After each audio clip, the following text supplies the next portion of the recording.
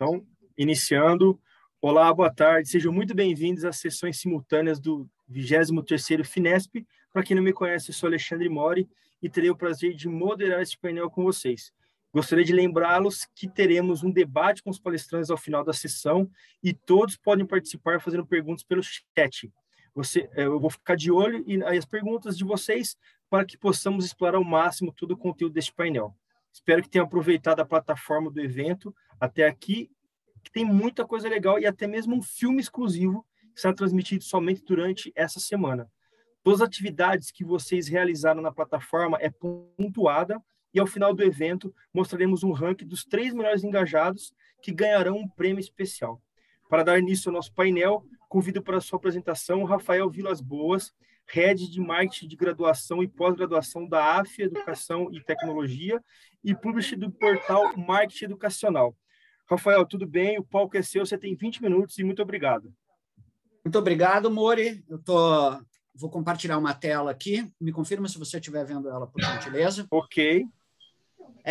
Obrigado a todo mundo por estarem nos prestigiando. Eu sei que a gente está concorrendo com temas quentíssimos como Big Data, o futuro da educação, a transformação digital, assinaturas. Então, eu fico muito feliz de, com toda essa oferta de temas, tê-los aqui para discutir conosco, a convite da Fundacred, as questões relacionadas ao custo-benefício, né? Ao composto de valor, e como tentar melhorar o nosso ticket dentro de um oceano aí de lugares comuns, né? Como tentar fugir um pouco da comoditização que se estabeleceu no mercado, de certa maneira, e que gerou consequências, né? Eu queria falar um pouquinho sobre isso, queria falar um pouquinho do nosso contexto. A gente está há 1 ano e meio, quase 2 de pandemia. Eu participei de algumas apresentações, inclusive de algumas apresentações aqui junto com a equipe do semestre. Tem alguns slides que eu vou repetir para a gente conseguir ver um pouco da curvatura histórica aí do que está acontecendo.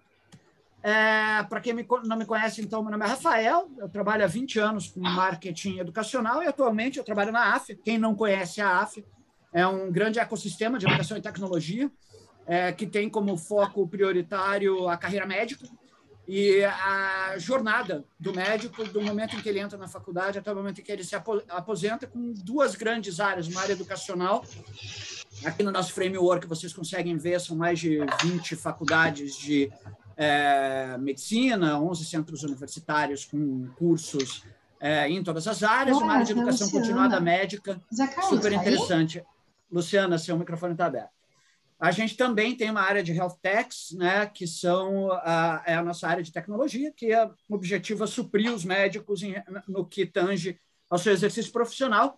E eu acho que isso tem muito a ver com o nosso tema, porque é uma instituição extremamente focada, né? Uma instituição extremamente bem orientada, com um propósito muito claro, e a gente vê que, de maneira geral, as faculdades, né, elas não conseguem comunicar já há muito tempo valor, né, atributos, né? A nossa comunicação é muito centrada em questões promocionais. Isso nos levou para uma situação de certo desprestígio. Uma situação recente, eu tenho acompanhado muito isso, discutido muito isso, mas uma situação na qual a gente vem sofrendo um ataque, né? As instituições de ensino superior vêm sofrendo um ataque de maneira recorrente em mídia.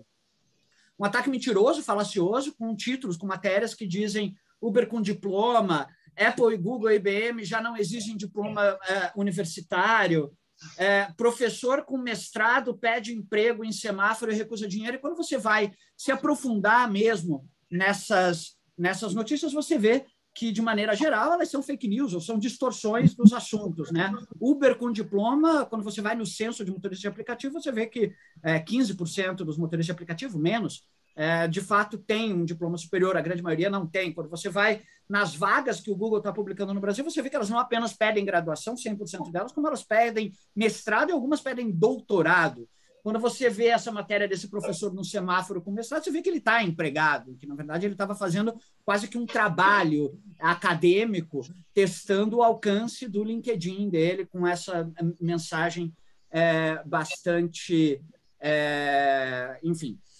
E aí a gente pega, né, uma matéria super interessante do UOL sobre a rotina dos entregadores de aplicativo, traz o título Tem Gente Aqui com Diploma, a rotina dos entregadores. Pincela-se uma frase completamente fora de contexto, e dessa maneira a gente vai... Eu acho que a matéria mais lapidar que eu tenho lido nos últimos tempos, porque isso tudo aqui são notícias atuais, é essa: educação dos mais pobres dispara, mas crise econômica destrói a renda. São dois temas completamente anacrônicos, né? É como falar hoje, eu sou alto, mas hoje está frio. São dois, não existe nenhuma correlação, nenhum efeito de causa-consequência. São dois temas pincelados, né? E que, quando você olha, parece que existe algum tipo de correlação na matéria, e a matéria fala que a educação dos mais pobres disparou, e B, a crise econômica está destruindo a renda, não existe consequência e causa. Mas, de maneira geral, as pessoas que vão lendo sistematicamente essas matérias, elas vão nos percebendo de uma maneira diferente do que a gente gostaria, né? Então, eu acho que eu queria falar um pouco sobre esse momento nosso, que é um momento de uma crise, né? E que eu atribuo ela aí a alguns temas: uma crise de imagem, a ela a gente tem uma crise de demanda, a ela a gente tem somado uma crise de crédito, a ela a gente tem somado uma crise do conhecimento. Esse é o Google Trends, eu venho mostrando esse slide, atualizando ele, esse gráfico atualizando ele desde a pandemia, mas eu volto a repetir: a gente tem aqui os últimos 5 anos da busca espontânea pelo termo vestibular, ou seja, da demanda das pessoas pelo nosso produto principal, no principal motor de busca, que é o Google. A gente vê que essa busca, nos últimos 4 anos, ela nunca se manteve abaixo desse número 25, e que em março do ano passado ela caiu abaixo desse número 25 e nunca mais voltou. A gente tinha ali, em 22 de dezembro de 2019, o pior momento histórico da busca pela nossa faculdade, que é aquela semana de festas, né?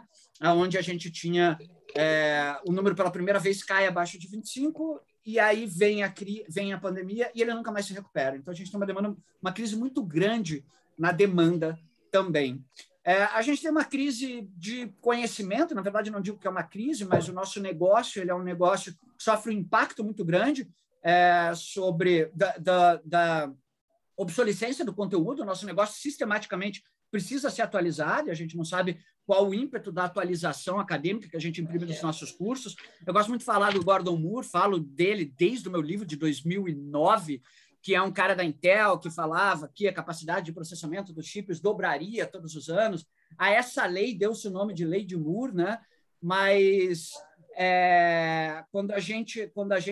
eu entrei agora no segmento médico, e no segmento médico a gente tem um cara chamado Denson, que é um autor que publicou uma pesquisa super interessante também, na qual ele fala que o conhecimento médico ele dobrou pela primeira vez de 1950 até os anos 2000. Em 1950 demorava 50 anos para dobrar o domínio humano sobre saúde e medicina.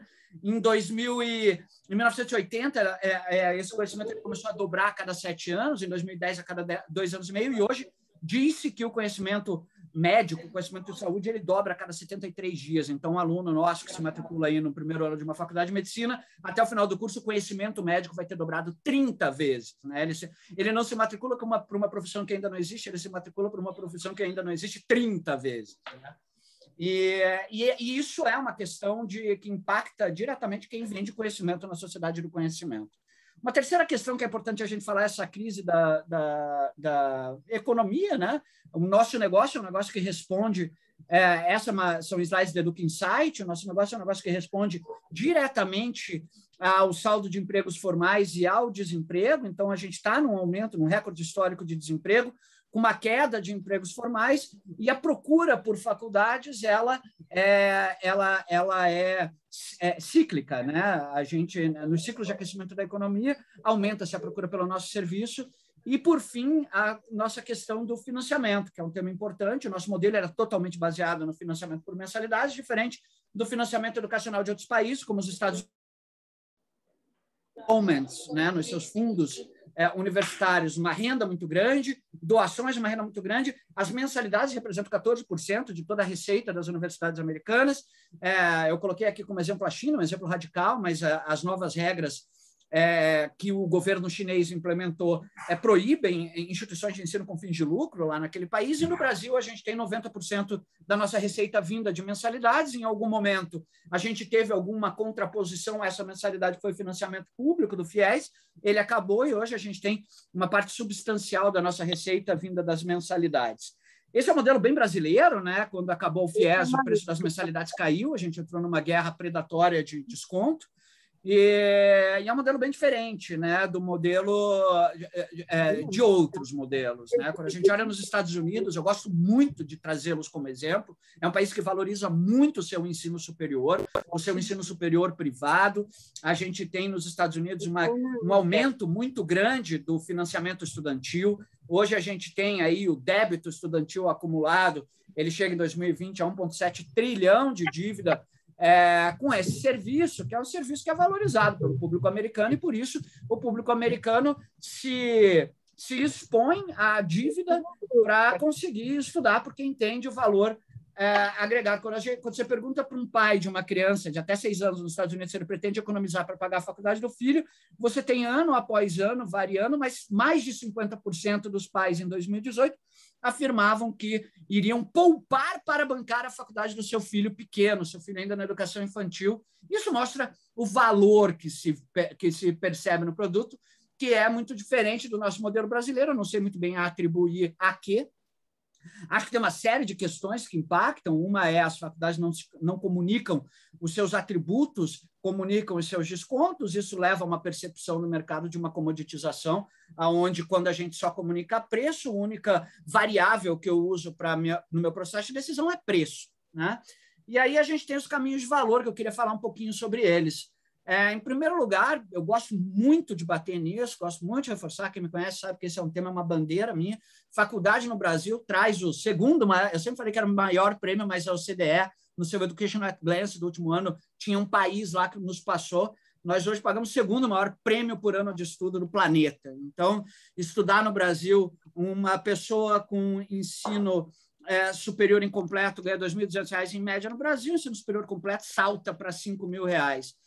Além de aumentar muito a renda, o ensino superior protege contra o desemprego. Tá? Quando a gente olha aí as taxas de desemprego, um gráfico atual, a gente vê que o superior completo é a menor taxa de desemprego entre os níveis de ensino no nosso país. Então, só isso deveria nos posicionar como um produto de altíssima atratividade, e a gente vê no dia a dia, com a concorrência predatória que a gente enfrenta, com a diluição da demanda, que alguma coisa está acontecendo, né? Eu trago um exemplo que eu gosto bastante. Eu acho que falta muito uma campanha institucional do ensino superior privado, provavelmente conduzida por alguma entidade como o Semestre. É uma provocação que eu faço sempre nas minhas falas, mas eu gosto muito de lembrar que na década de 90, nos anos 2000, a indústria de laticínios da Califórnia detectou que o consumo de leite estava perdendo espaço para o consumo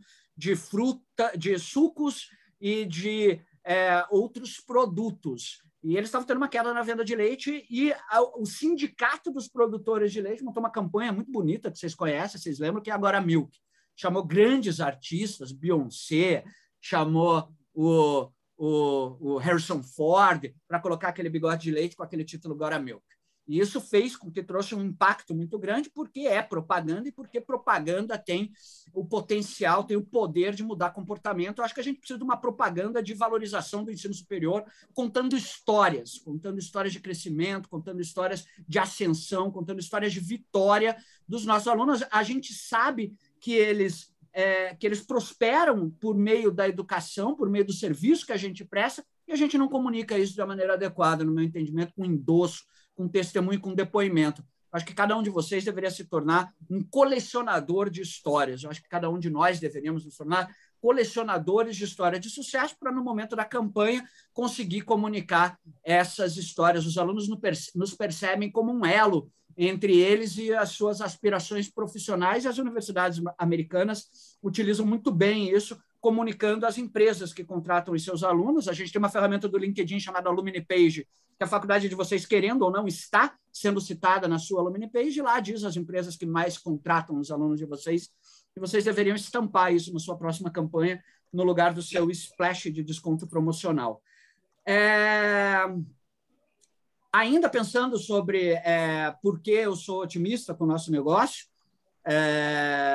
aqui famílias com menos de 35 anos, o comprometimento de renda delas nos Estados Unidos com dívida estudantil. Então, você olha que o débito estudantil ele cresce ao longo dos anos, ele se torna aí a principal dívida americana, muito mais que o débito habitacional, compra de veículos e outros tipos de débito, cartão de crédito, estão muito abaixo do ensino superior, porque o americano valoriza. E o tema dessa nossa apresentação é valor. A gente precisa construir valor para as nossas marcas. E aqui no Brasil, segundo o radar da Febraban, última edição, penúltima edição, eles têm lá, sei lá, 10 tipos de dívidas, qualidades de dívidas que o brasileiro se enrosca, e a gente não vê educação como nenhuma das 10 ou, sei lá, 15 principais dívidas do brasileiro. O brasileiro ele não financia a educação. Eu até tenho algumas teses sobre isso, mas os 4 próximos minutos, o meu tempo é bem exíguo, não me permitem dissertar sobre esse tema, mas o fato é que a gente não financia a educação, não porque a gente não tem uma oferta adequada, mas a Fundacred é uma empresa que tem uma oferta super bem calibrada e que permite que vocês construam ofertas ainda melhores. A gente tem um vício, um hábito de só contratar a Fundacred, só oferecer para o nosso mercado aquele modelo de estude e pague no dobro do tempo. E vocês não compraram a casa de vocês no dobro do tempo, vocês não compraram o carro de vocês no dobro do tempo. A gente assume dívidas para as coisas que a gente valoriza, que tem valor alto para a gente, com um perfil muito maior. Então, nada nos impediria de ter um modelo de financiamento de pague 30% ao longo do curso, financie 70% depois de formado, e dessa forma oferecer um ticket, né, que caiba no bolso do nosso aluno, porque a gente precisa lembrar que o bolso do nosso aluno é inelástico. Nosso aluno ele nos vê como um elo entre ele e o mercado de trabalho, e nós nos vemos como provedores de conhecimento, desde o século XV, desde o século III, desde o século II, desde a Idade Média, desde os primórdios da humanidade. As universidades ensinam, são sobre um professor ou um grupo editorial ou um publisher ou um produtor de audiovisual ministrando conteúdo para alunos, né? Sem luz e tal. E o mercado já não quer mais isso, né? Isso é uma commodity, o ensino é uma commodity. E a gente, com a pandemia, nós mudamos e agora nós estamos muito mais espertos, nós estamos online, EAD, virtualização e tal, mas o modelo mudou o meio, mudou o canal, mas o modelo continua o mesmo. De um lado, um professor ou um grupo editorial, do outro lado, alunos, ensinando conhecimento. A gente precisa reperspectivar o nosso negócio na raiz, no osso. E as instituições que a gente vê que estão fazendo isso da melhor forma, construindo valor, elas têm entregue um combo, né? Que é exatamente o combo de o ensino é um meio para uma ascensão profissional e não um fim em si mesmo, né? O primeiro dia de formado em primeiro lugar, o primeiro dia que seu conhecimento começa a envelhecer, mas é também o primeiro dia do seu exercício profissional. Eu tenho uma pesquisa que eu fazia muito nos meus processos de consultoria, rodei ela em algumas praças no Brasil, rodei em Porto Velho, rodei em Teresina, rodei ela recentemente em Curitiba, e é uma pesquisa que a gente faz com quem contrata no mercado de trabalho local. E é uma pesquisa que sempre traz resultados bastante elucidativos sobre o que o cara do RH espera do menino que está entrando. E quando a gente olha hard skills e soft skills, a gente não vê entre as 10 principais respostas de motivos ensino técnico, conhecimento laboral, porque isso é a coisa mais comoditizada na percepção desse cara. Ele traz coisas de hard skills como experiência no segmento, raciocínio analítico, cursos de atualização, ok, cursos, mas Excel especificamente, habilidades tecnológicas e plataformas. E nos soft skills, que a gente costuma brincar que hard skills é por como ele contrata, soft skills é por como ele demite. Então, a gente precisa olhar para essas duas formações, né, que são tão complementares. Ele traz questões atitudinais que eu não vejo nenhuma escola se debruçar sobre ela na sala de aula. Então, eu penso assim, sobre valor, né? Existe uma série de penduricalhos que a gente pode trazer para a nossa marca. Tem gente dando tablet, tem gente dando... enfim, a gente vê uma série de práticas de instituições tentando catar na prateleira... Você vai vir na ficha acadêmica dela, qual que é o nome dela? E aí um áudio aberto... E quando, na verdade, a gente deveria ter uma reperspectivação, olhar em profundidade o que nós fazemos, né? E se a entrega que nós estamos dando, ela de fato está atendendo no Golden Circle. Não sei se vocês conhecem esse vídeo, mas se vocês quiserem anotar e jogar, um TED, um dos TEDs mais assistidos, o Why, né? Why, how, enfim. O porquê, né? O porquê qual é a dor do nosso aluno. Então, acho que, para finalizar, eu queria deixar isso. Existe uma dissonância, no meu entendimento, entre a real dor do nosso aluno, a real necessidade dele e a solução que a gente entrega. E, para mim, as instituições que estão saindo na frente são instituições que estão olhando para isso, para a necessidade dos seus clientes e em como solucioná-las muito além da sala de aula. Era isso que eu queria dizer. Respeitando com perfeição os 20 minutos que me foram dados. E convido quem não me conhece e não me tem nas redes sociais a me adicionar e a me dar um salve para a gente seguir se relacionando via LinkedIn e via LinkedIn. Então é isso. Obrigado, Mori. E eu convido agora para falar aí o meu grande amigo Bruno Barreto. Valeu, Rafael. Muito obrigado por sua apresentação. Pedi para você ficar aqui no final com a gente para o debate rápido. Gente, só pedindo, tem gente aí digitando com o microfone aberto, não estou conseguindo fechar, então se atente aí ao microfone, por favor. E vou pedir agora, então, para o Bruno Augusto Amador Barreto, fundador e CEO do Crático Educacional, fazer sua palestra. Fica à vontade, você tem 20 minutos e a palavra é sua. Bruno, obrigado. Obrigado, Alexandre. Obrigado aí ao pessoal da Fundacred e o Rafael pelo convite. A minha tela já aparece compartilhada aí para vocês? Já. Já? Tá. Então, primeiro agradecer o convite, todo mundo que veio nos ouvir aqui, né, Rafael, no meio dessas reuniões simultâneas. Sou o Bruno Barreto. Hoje eu estou na Crático Educacional. A gente está uma empresa voltada para pesquisa de mercado, captação de alunos e expansão de EAD, entre ali os principais BRA. E a nossa fala aqui hoje, atendendo aí o pedido do Rafael, está voltado na questão de definição de mensalidades, né? Então, são algumas reflexões, eu trago aqui vários dados, não vou ficar lendo todos esses dados até por tempo, mas depois, né, Alexandre, a apresentação para todos, é mais para orientar e mostrar um pouco soluções de como calcular e como pensar as mensalidades além do concorrente, né? Então, como o Rafael colocou, basicamente as instituições hoje divulgam os seus cursos muito mais voltados para a parte de preço, né, do que está sendo feito, do que os próprios atributos em si, do que é, e muitas vezes a gente acaba mirando só o concorrente, qual é o valor do concorrente, e se eu me considero que eu estou melhor do que o concorrente, eu cobro um pouco acima, ou eu cobro igual, ou eu vou cobrar um pouco menos contra um, né? E não necessariamente a gente está tão atento ao mercado ou a parâmetros que estão fazendo, tá? Então, eu trago aqui algumas reflexões. A primeira é a questão do cenário externo que nós estamos, e isso impacta fortemente a captação e muitas discussões agora, principalmente na virada de ano. Vou tirar a máscara, acho que fica mais fácil para vocês me ouvir. Principalmente agora nessa virada de final de ano, se vamos reajustar as mensalidades, se vai ser feito, como que vai ser isso, vamos tratar um pouco isso aqui na fala também. Deixa eu dividi em 3 pontos, né? Primeiro, para a gente pensar o que nós vamos ver aqui, né? A parte de mercado, como analisar o mercado e como trabalhar esses pontos para não entrar nessa guerra de preço, né? A parte de produto, de satisfação e recomendação, como fazer essas análises, como entender como que o nosso aluno nos enxerga, e a parte final de preço, como fazer o cálculo em si dos nossos valores, das nossas mensalidades, né? Primeiro ponto do mercado, né, a base, que é o que a gente sempre coloca para os nossos clientes, o que a gente defende muito é a parte da inteligência de mercado, né? Então, faça pesquisa para conhecer de fato a sua praça e também as pesquisas internas, que é o que a gente vai ver na outra parte, dessas 3 partes de pesquisa aqui, para que a gente tenha os atributos necessários para fazer uma divulgação e fazer uma precificação mais assertiva possível, né?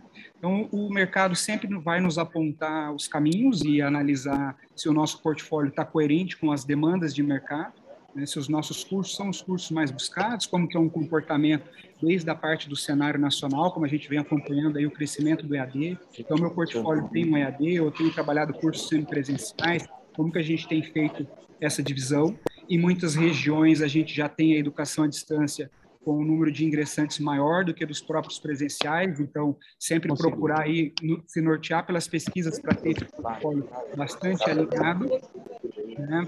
Até para que se possa pensar numa precificação maior com outros atributos, como que nós vamos colocar. E não olhar também, acho que tem alguém com áudio aberto aí, pessoal, não olhar só fechar o microfone.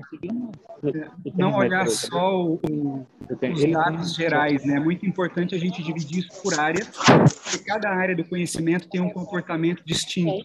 E quando a gente trabalha, principalmente em centros universitários, universidades que têm cursos em diversas áreas do conhecimento, nós precisamos entender como está o comportamento. Então, aqui a gente tirou ali, até para não expor qual é a instituição que a gente aplicada a pesquisa, né? Está para ter um parâmetro, né? Onde a gente observa aqui dentro da praça o presencial, com exceção da saúde, caindo em todas as áreas e a saúde crescendo dentro dessas áreas. Então, isso exige um ajuste de portfólio, né? Nós vamos investir mais dentro de cursos híbridos, principalmente pós-pandemia, só para a gente criar essas reflexões e pensar o portfólio como a gente estava colocando aqui. Um outro ponto é entender a percepção e os atributos que a sua marca tem, né, para que a gente tenha comunicação, campanhas de vestibular e mesmo as comunicações com o nosso público, com o nosso aluno, bastante assertivas. E nisso a gente precisa entender muito bem como é o nosso produto, qual é o serviço que a gente está ofertando e como que nos enxergam, né? Como quem está fora da instituição e quem está dentro da instituição. Então, os atributos que eu imagino que a minha marca tem é a que o meu aluno percebe, né? Ou o meu aluno está vendo coisas que eu não estou enxergando no dia a dia da gestão. E entendendo o aluno, a gente consegue criar ali métricas e refletir um pouco qual é o comportamento do próprio mercado, no sentido de de prospects que tenham ali uma familiaridade com o alunado que a gente já tem, tanto ele como propagador da marca, ou pensando nas faixas etárias, seja faixas sociais, entender e comunicar com pessoas iguais a eles para se multiplicar isso e chegar mais longe com essa marca. Então, um dos pontos na tomada de decisão sempre vai estar o que eles enxergam por atributos. Então, conhecer os atributos da instituição é fundamental, tanto para direcionar a comunicação como para pensar a precificação, né? Então, dentro desse processo de escolha, isso que a gente estava colocando de como nós enxergamos e como esse aluno vai enxergar, aqui tem alguns exemplos pensando curso por curso, sempre a gente divide isso por cursos, assim como a gente estava falando ali do exemplo da pesquisa, é importante a gente conhecer cada realidade. Então, um aluno dentro do curso de Direito, ele pode entender atributos da instituição diferente de um aluno de odontologia ou de um aluno de administração. Então, se a gente consegue fazer uma comunicação também voltadas para áreas de conhecimento ou para cursos, a gente consegue ser bem assertivo e impor exatamente o atributo que ele espera dentro daquele curso e como ele enxerga aquilo. Também aqui um exemplo para ilustrar um pouco isso que a gente está colocando. Uma outra indicação aqui é aplicar constantemente pesquisas de NPS, pesquisas de satisfação com o nosso alunado, né? As CPAs é um ponto importante para a gente utilizar também nessa parte de conhecimento dos alunos, não ficar uma coisa só voltada para a parte acadêmica ali para cumprir algumas determinações legais, mas usar que o departamento de marketing também utilize o que a CPA está levantando para conhecer melhor esse aluno, né? Então, o meu público ele sempre vai apontar uma tendência de como recomendar a minha marca, né? Se ele vai estar sendo um promotor ou um detrator da minha marca, qual é o percentual de alunos dentro da minha instituição que promove a minha marca e qual que está neutro ou falando mal da minha marca para os colegas ou dentro da praça ali, né?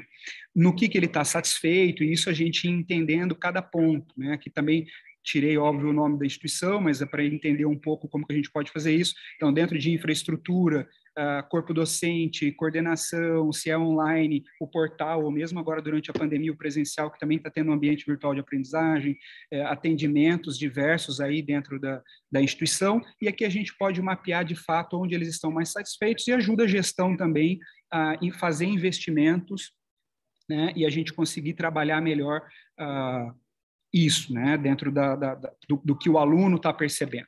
E, em cima disso, a gente sempre trabalha um planejamento, a indicação aqui, então eu vou ter ali, dentro desse case aqui, os principais diferenciais, né, a percepção positiva do aluno era ali estacionamento, área comum, tal, os diferenciais de mercado, coordenação, corpo docente, informática e outros pontos que não estavam tão legais ali na visão do aluno, estava sala de aula, atendimento, tal. Então, aqui um case específico, mas serve também ali para ilustrar como que a gente pode entender e mapear o que está mais urgente para ser corrigido dentro da instituição, melhorar mais o número de pessoas que vão estar promovendo a nossa marca e automaticamente conseguir preços melhores de mensalidades, né?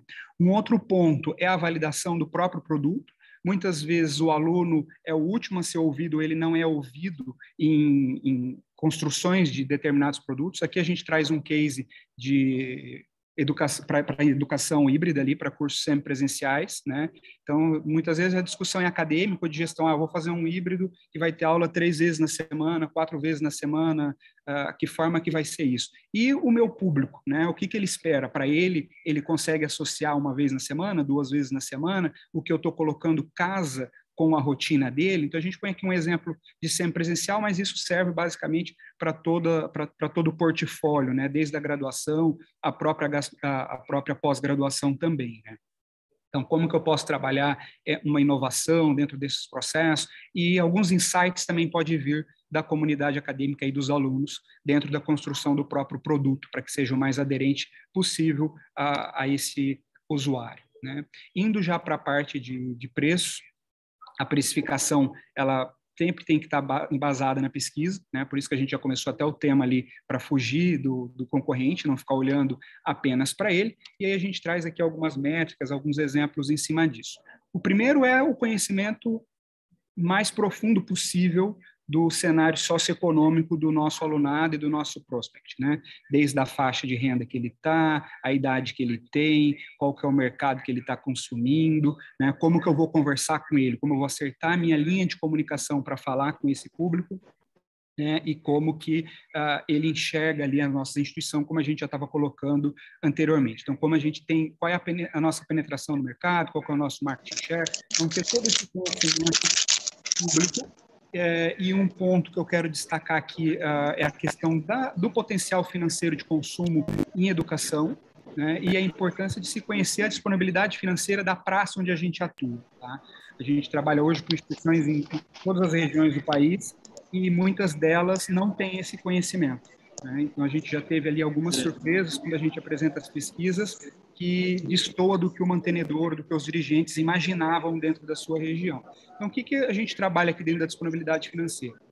A gente utiliza como uma premissa máxima ali os estudos da OCDE, né, que colocam que aproximadamente uma família pode dispensar até 20% da sua renda em investimentos em educação, né? E aí, com isso, a gente consegue trabalhar os cenários, né, dentro das faixas de renda, qual que seria o poder de pagamento das mensalidades se eu não estou contando com bolsas ou com programas de financiamento, né? E aí depois a gente vai entrar nesses pontos também. Então aqui eu coloco 2 exemplos aqui que são bem distintos. Então também olhar praças que não a nossa pode não ajudar muito na concepção de preço, né? Então dentro aqui da praça A, e analisando as divisões, então eu tenho aqui 30% pode pagar mensalidades acima de R$1.000 nessa cidade especificamente, e lá na outra ponta 14% conseguem pagar mensalidades de até R$250, né? E aí a gente consegue dividindo dentro dessas faixas, que se eu vou atuar na educação à distância, no ensino semipresencial e no presencial, a divisão isso por faixas. Então eu vou ter ali dentro desse da praça A, aí os 250 até os 450 mais ou menos para público de educação à distância, e dessa faixa dos 16,7 pegando um pouquinho do EAD até batendo lá nos R$800, mais os públicos para cursos híbridos, né? E o curso presencial, ele também pega um pouquinho aí da casa dos 800 até acima dos 1.000. Então, dentro desse ticket, eu já consigo entender qual é o público que eu vou ter em cima de uma determinada mensalidade. Então, se o meu curso de Direito custa R$1.000, eu sei que nessa cidade específica eu vou chegar a 30% da população, que pode ser um bom número, dependendo da minha praça. Agora, se eu vou para a praça B, que é praticamente o inverso quando a gente olha a disponibilidade financeira, eu chegaria a 6% daquela população em cursos com mais de R$1.000.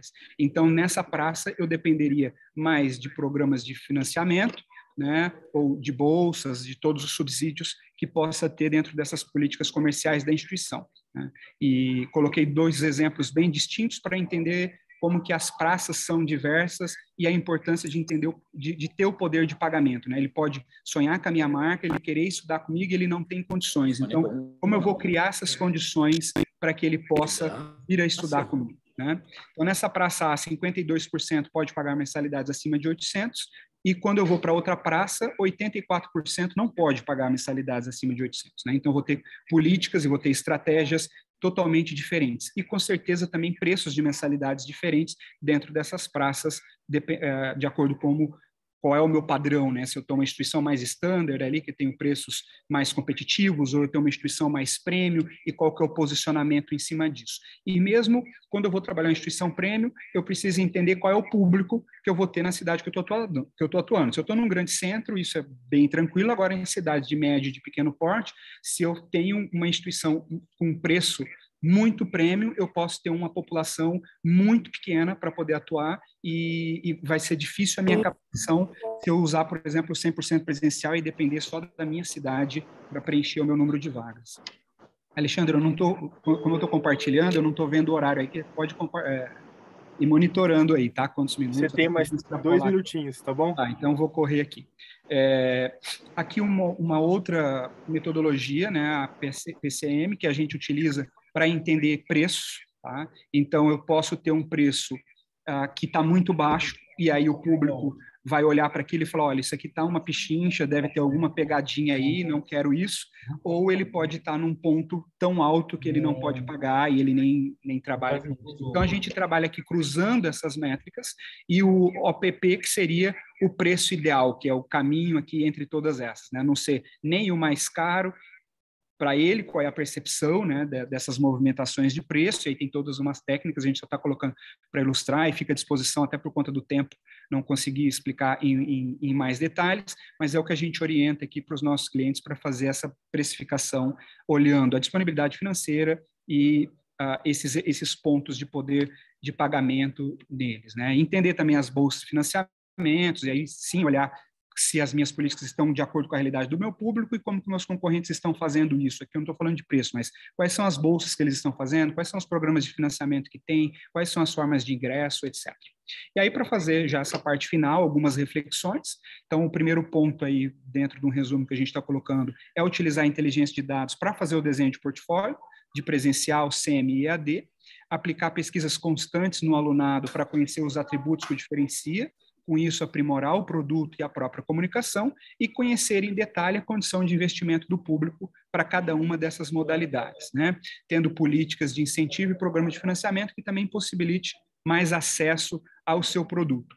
Um ponto que o Rafael colocou ali na fala também, né, e a gente destaca aqui, que é investir essa questão da cultura do financiamento educacional. Então, o brasileiro tem uma cultura de fazer o financiamento por casa própria, para comprar um carro, e não necessariamente ele vê na instituição de ensino a mesma coisa. Então, ele pensa ali numa bolsa, pensa num desconto, e a gente precisa trabalhar com esse aluno, se ele quer estudar numa instituição X e ele não tem condições financeiras, como que a gente poderia ter o financiamento como uma linha para ele, né? E todas as possibilidades que o Rafael já colocou ali. Um outro ponto é a questão de pensar além das mensalidades, né? Hoje a gente tem toda a receita muito voltada para o pagamento de mensalidades, então pensar um pouco fora da caixa como equilibrar essa conta, e esses 2 últimos pontos eu estou destacando aqui, que são o que vai permitir que a gente tenha preços melhores dentro do mercado. Tá? Fico à disposição aí para a gente. Estourei o tempo, fechou, Alexandre? Fechou, perfeito. Muito obrigado, Bruno, pela sua colocação, foi excelente. Pessoal, antes da gente partir para o debate, eu vou colocar uma enquete para vocês, tá? Para vocês responderem, vai ser 30 segundos, essa enquete vai ser anônima, e isso ajuda a gente a melhorar para o próximo evento. Então, rapidinho aqui, Vou colocar essa enquete e aí vou deixar 30 segundos aqui. Sejam generosos. Mas não está aparecendo aqui a enquete. Eu vou fazer uma pergunta para você, Rafael. Então a gente começa agora. Eu vou pedir para o pessoal aqui vir me ajudar e a gente responde no final. Rafael, usando o seu exemplo, e até o Bruno usou o exemplo de carro, né? Quando a gente compra um carro, a gente consegue entender por que eu estou pagando mais caro aquele carro em determinação a outro carro, ou seja, pela marca, ou seja, pelos acessórios que ele vai me entregar. Como fazer isso com as faculdades? Como colocar essa percepção no aluno que ele está pagando mais caro, porque aquela faculdade é melhor ou aquele curso vai me entregar algum diferencial em relação ao curso pergunta concorrente? E super atual e tem super a ver com a reunião que eu tive segunda-feira. Então, a gente precisa ter uma tabela de especificações para conseguir construir rotinas de contorno de objeção, né? Então, o cara vai falar, puta, estou pensando em ir para a faculdade A, B, C, D, e aí você fala, olha, você tem lá uma tabela de specs. É importante que a gente entenda isso. Tem as especificações que são aquelas mais óbvias, né? Que sei lá, carga horária presencial, carga horária distância e tal. E tem outras especificações que a gente precisa montar muito baseado nos cursos e muito baseado no nosso DNA, na nossa história, né? Inclusive algumas especificações mais difíceis de serem tangibilizadas, como, por exemplo, tradição, né? Reconhecimento de marca e tal.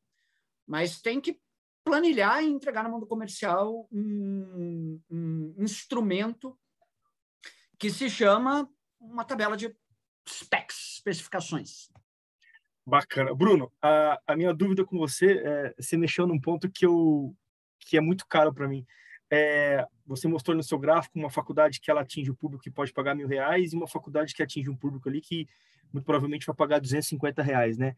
Existe aquela faculdade que ela consegue atingir os dois públicos, ou seja, ela está presente em dois nichos, ou isso é muito perigoso, ou até se uma faculdade ela tiver a percepção que ela tem que mudar o seu público-alvo, como que ela pode se mostrar no mercado para isso?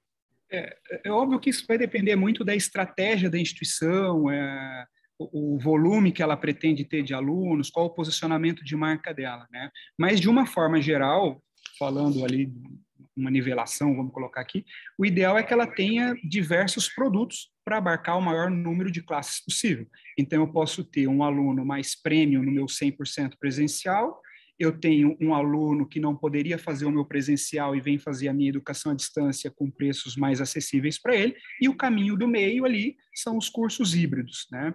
Então, nesse caso, por exemplo, dessa instituição, era uma instituição 100% presencial, que tinha ali dificuldade de captação por conta da concorrência e poder de pagamento, principalmente poder de pagamento da cidade, né? E aqui o que foi colocado, e com bastante êxito, ele foi entrar em outras modalidades. Então, não tinham cursos híbridos, não tinha curso à distância, e a instituição era uma marca desejada na cidade, uma instituição premium, conhecida dentro da cidade, e que ela conseguiu atrair um público que sonhava, que desejava estar na instituição, mas que não se achava com as condições financeiras para fazer o 100% presencial dela dentro daquela escala, né? E aqui, um outro case que não estava aqui, que surpreende também, um outro cliente nosso que tem uma marca super premium, com bons indicadores no Ministério da Educação, etc., mas que a cada ano ele caía no número de alunos. E o problema ele estava no ticket, né? Porque ele não tinha grandes projetos de financiamentos, nem de bolsas, etc., e a cidade que ele estava tinha um gráfico muito parecido com esse da Praça B que eu coloquei, né? Então, ele estava numa cidade onde o poder de pagamento das mensalidades giravam em 350 a 400 e poucos reais, e o ticket médio dele era de 1.500, era quase 3 vezes o que a população poderia pagar sem um financiamento, sem outra forma, né? E essa questão do financiamento é algo que a gente tem batido, porque eu não vejo que a população entendeu o FIES como um financiamento. O FIES era muito mais como uma coisa governamental e associando o FIES meio que à bolsa, né? Não como uma coisa do financiamento que ela faz para o carro, do financiamento que ela faz para a casa dela, né? E aí, com a crise do FIES, a gente não vê, a gente precisa investir nessas outras formas para chegar nesses públicos, sobretudo em praças dessa forma, né? E às vezes exige um reposicionamento de marca também, né? Aqui, nesses dois exemplos, houve um reposicionamento na praça A para valores maiores, porque se eu colocasse valores menores dentro do público que eu estava trabalhando, aquela pichincha que ia chegar no gráfico que a gente estava colocando, não ia olhar com bons olhos, então poderia ir para uma outra instituição, né? E na outra é o inverso disso. A gente precisava ter cursos híbridos ali mais competitivos para ter o volume de alunos. Então, nessa instituição da Praça A, por exemplo, ela dobrou o número de alunos durante a pandemia, só trabalhando ticketing e outras formas de financiamento, porque ela conseguiu, mesmo durante a pandemia, chegar a um público que ela não chegava antes. Ela estava muito destoada do que era o poder ali de pagamento da cidade. Muito bom, Bruno. O Marcelo Magalhães aqui, ele faz uma pergunta, eu não sei para qual dos dois, mas os dois podem responder se vocês quiserem. E, pessoal, vamos usar o chat e aproveitar os dois, o Rafael e o Bruno aqui, para tirar nossas dúvidas. O Marcelo Magalhães fala, como determinar a porcentagem de alunos que pode pagar até determinado valor? Quem quer começar a responder dos dois? Pode ser você, Bruno, que está com o microfone aberto aí. Bruno. Então, vamos lá. É um pouco o que eu estava colocando aqui antes, né? A gente tem trabalhado com muitas instituições no interior, algumas nas capitais, mas sobretudo no interior. Em praças menores, você não tem... As faixas são, quando a gente olha percentualmente, ok, mas na hora que você vai rolar o número absoluto daquilo, não é um número tão grande de pessoas, né? Então, quando eu olho uma cidade aí de pequeno porte, a médio ali, até 100, 200 mil alunos, 200 mil pessoas dentro dessa praça, e eu vejo o número de egressos que tem do ensino médio a cada ano, né?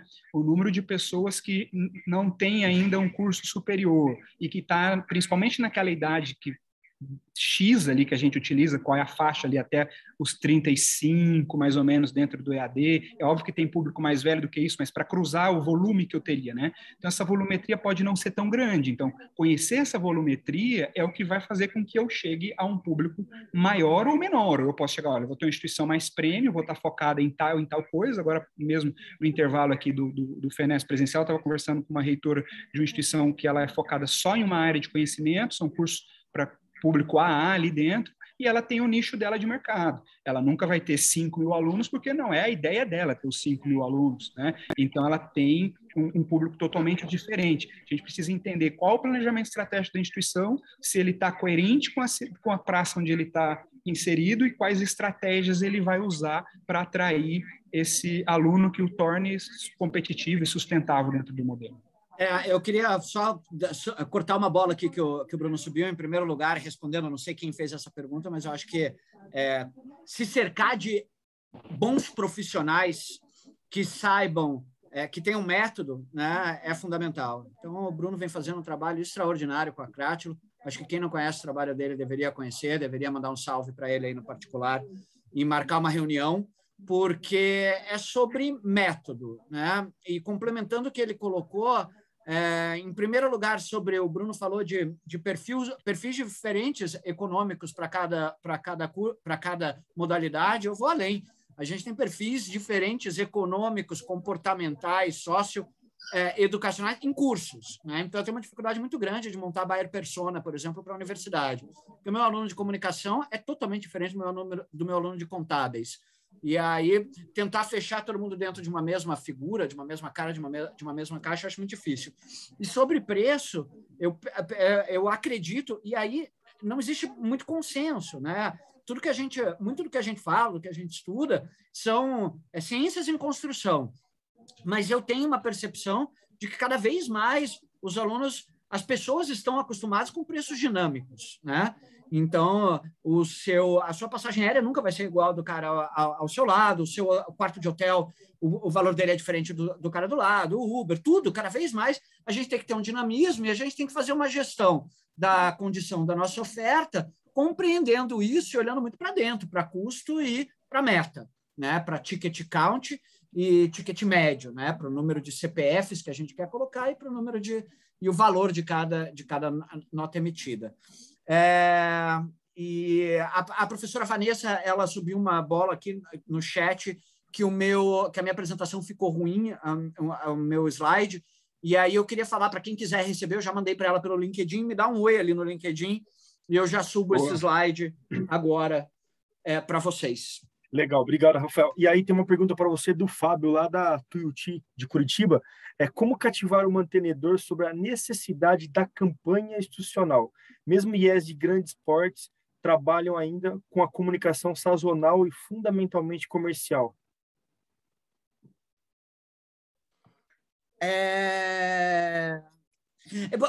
A campanha institucional ela tem um impacto direto no custo de aquisição da campanha de performance. Isso é uma coisa que as pessoas não se dão muito conta. Mas quanto mais marca, menos atrito. Então, essa é uma relação que a gente precisa precificar. Então, você não tem uma campanha institucional se apresenta os seus dados de Google, tá? Os seus dados de Analytics, de Google Ads. E aí você vai ver que o teu menor custo por clique e, portanto, o seu menor custo de aquisição são os cliques, as audiências de pessoas que procuram você pelo termo da sua marca. Então, o cara está procurando lá Tuiuti e essa é a campanha que tem o menor custo. Quando você faz uma campanha institucional, ela faz com que você tenha um aumento da procura pelo termo da sua marca e, portanto, uma audiência da performance mais barata. Acredito que essa seja uma forma, Fábio, de justificar a campanha institucional. Ela é necessária, né? A campanha institucional ela é um verniz. Eu costumo dizer que a marca ela é o óleo lubrificante da nossa máquina de marketing, e quanto mais lubrificado, quanto menos atrito a gente tiver dentro de todo o processo, melhor vai ser o resultado, menor vai ser o nosso custo. Você também pode chamar o Bruno Barreto para ir falar com a mantenedora, Fábio, e ele vai sensibilizá-la aí de como é importante o marketing institucional. E, Rafael e Bruno, e quando a gente faz uma campanha durante todo o ano, a gente está captando lead todo ano, né? Estou errado? Poxa, a campanha todo ano, a loja não fecha, né? Isso é uma coisa que a gente fala desde 2005, mais ou menos. Eu vou acender um bolo de aniversário desse discurso. A campanha não para no dia 31 de dezembro. Existem pessoas procurando, e é incrível, porque no dia 31 de dezembro a gente gera lead de graduação e pós, com um custo muito barato, porque as pessoas desligaram suas campanhas no Google Ads, e é um cadastro que depois a gente vai processar dentro da nossa máquina e transformar em matrícula. Mas, sim, não apenas a geração de lead, nessa parte de atração, ela tem que estar funcionando, mas toda a máquina. Então, eu tenho uma visão, e não é compartilhada por todo mundo, e tudo bem, não existe receita de bolo, não existe regra, mas eu tenho uma visão que, além que o topo do funil tem que estar funcionando e o bottom line tem que estar funcionando. Então, tem que ter prova todo dia, tem que ter gente passando pelo campus todo dia, tem que ter inscrição, matrícula todo dia. E dessa forma, a gente tira a pressão. O mercado ele tem alguma sazonalidade ainda, cada vez menor, já teve mais, né, uma sazonalidade estranha, né, porque responde muito ao resultado do Enem. O resultado do Enem foi procrastinado para março, e isso quebrou um pouco. Mas, de maneira geral, aliviar a tensão por meio de uma campanha o ano inteiro ajuda. Opa, acho que o Rafael caiu. Não, eu desliguei meu microfone. Acho que o Rafael caiu. Vocês estão me ouvindo ou eu caí? Estamos ouvindo. E o Rafael... Vocês estão me ouvindo? Alô? Vocês estão me ouvindo? Sim, Rafael. Alô? Oi, acho que o Rafael caiu. Bruno, tem alguma coisa para a gente encerrar? Estamos ouvindo o Rafael e você, Alexandre. Você não me ouve, Exatamente. Alexandre. Agora eu estou ouvindo. Desculpa atrapalhar então você, Rafael, porque você cortou. Manda Coisas de online, gente.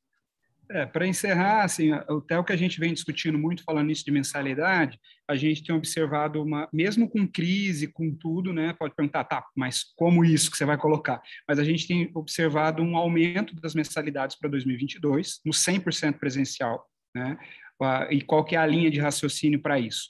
Aquele que está fortemente impactado pela pandemia, desempregado ou no subemprego, etc., ele já não vai vir para o presencial. Então, quem vai vir é quem, de fato, pode pagar. Por outro lado, os cursos híbridos e à distância estão com mensalidades, de uma forma geral, mais baixas para 2022. É um pouco o que a gente tem visto de tendência de mercado aí para o próximo ano das mensalidades. Então, a ideia é ganhar um pouco mais no presencial com aquele que tem um poder aquisitivo maior e que vai vir para o 100% presencial e oferecer produtos mais competitivos para aqueles que estão numa situação mais vulnerável dentro desse contexto. Muito legal. Rafael e Bruno, obrigado pela fala de vocês, foi muito interessante, é um assunto que eu gosto demais e eu acredito que o pessoal também gostou, então muito obrigado pela participação de todos vocês, realmente eu adorei mediar esse painel e espero encontrar vocês agora nas próximas sessões simultâneas. Um abraço a todos e até daqui a pouco. Valeu, gente! Pessoal. Até mais. Tchau, tchau. Valeu, gente. Valeu. Tchau, tchau.